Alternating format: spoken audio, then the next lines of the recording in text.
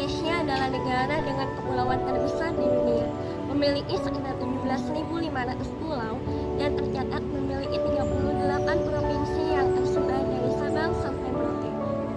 Dan setiap daerahnya memiliki ciri khasnya masing-masing. Hal tersebut menjadikan Indonesia memiliki begitu banyak keberagaman, seperti keberagaman bahasa, budaya, agama, suku, dan berbagai macam keberagaman yang lainnya. Nah, oleh karena itu, Indonesia memutuskan suatu hal untuk menjadi pemersatu akan perbedaan-perbedaan yang ada. Pancasila adalah salah satunya. Pancasila menjadi gagasan dasar atau ideologi dasar bagi bangsa Indonesia untuk menyatukan perbedaan-perbedaan yang ada. Khususnya pada sila ketiga Pancasila yang mengandung nilai-nilai persatuan. Sila ketiga Pancasila tersebut berbunyi Persatuan Indonesia.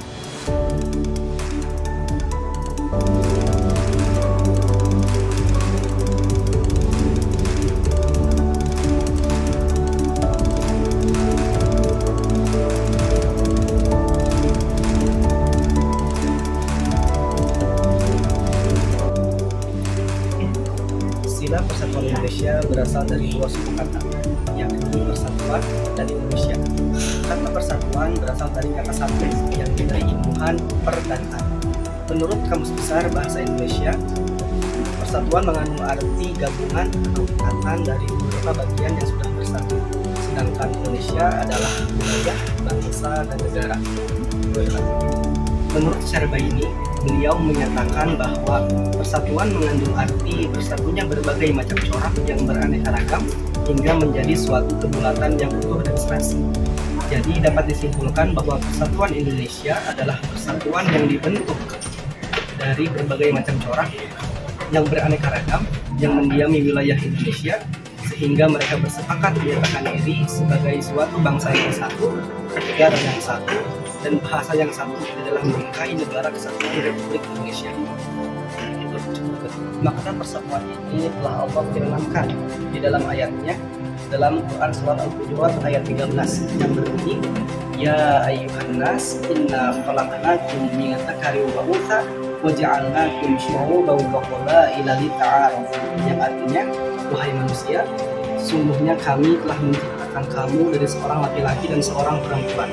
Lalu kami menjadikan kamu berbangsa-bangsa dan bersuku-suku supaya kamu saling mengenal. Nah, dalam ayat ini sudah jelas Allah gambarkan bahwa di antara tujuan Allah menciptakan manusia dengan berbagai macam corak yang beragam adalah untuk saling bersatu, bukan untuk saling berpecah belah satu sama lain. Landasan pemikiran sila ketiga Persatuan Indonesia telah dikembangkan sejak pada zaman keemasan Kerajaan Majapahit pada periode pemerintahan Raja Hyang Wurung dan Mahapati Gajah Mada dengan slogan Bhinneka Tunggal Ika yang dipetik dari kitab Sutta Soma karya pujangga Majapahit pada saat itu, yaitu Buku Tenggelam. Pada zaman kerajaan Majapahit tersebut hidup berbagai agama, aliran, dan tradisi.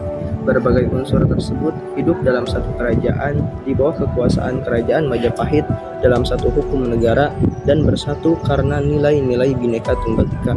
Maka masyarakat Majapahit pada saat itu hidup rukun, tentram, damai dengan penuh toleransi antar perbedaan.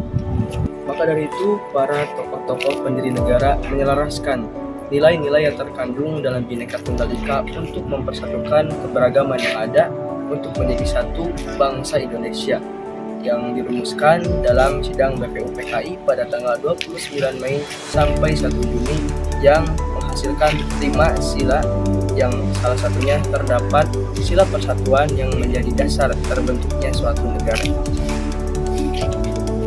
Pernahkah kalian melihat pohon beringin secara langsung? Nah, pohon beringin merupakan pohon yang memiliki beberapa kelebihan, seperti akarnya yang kuat sehingga menjalar ke tanah dan sekitarnya, seperti pohon dan batangnya sangat kokoh, juga daun-daun yang sangat rindang sehingga dapat dijadikan tempat berteduh. Pohon beringin juga sangat bermanfaat bagi manusia dan sekitarnya. Pohon beringin menghasilkan oksigen guna keberlangsungan hidup manusia. Dengan itulah, mengapa pohon beringin dijadikan sebagai simbol atau lambang sila ketiga. Persatuan Indonesia. dalam sila ketiga Pancasila terdapat nilai-nilai penting yang harus kita jadikan dasar dalam bertindak serta kita tanamkan dalam jiwa untuk menjaga kesatuan dan persatuan tanah air Indonesia. Di antaranya adalah mengutamakan kepentingan keselamatan, persatuan dan kesatuan tanah air, kemudian rela berkorban demi kepentingan bangsa Indonesia, serta mengakui seluruh suku, budaya, adat yang sangat beragam di tanah air Indonesia ini. Adapun fungsi-fungsi dari nilai-nilai selanjutnya diantaranya mendorong persatuan bangsa, menjaga keutuhan wilayah, mendorong kerjasama antar daerah, menekankan solidaritas sosial, serta menjadikannya sebagai prinsip bagi pemerintah dalam membuat kebijaksanaan dan undang-undang Republik Indonesia.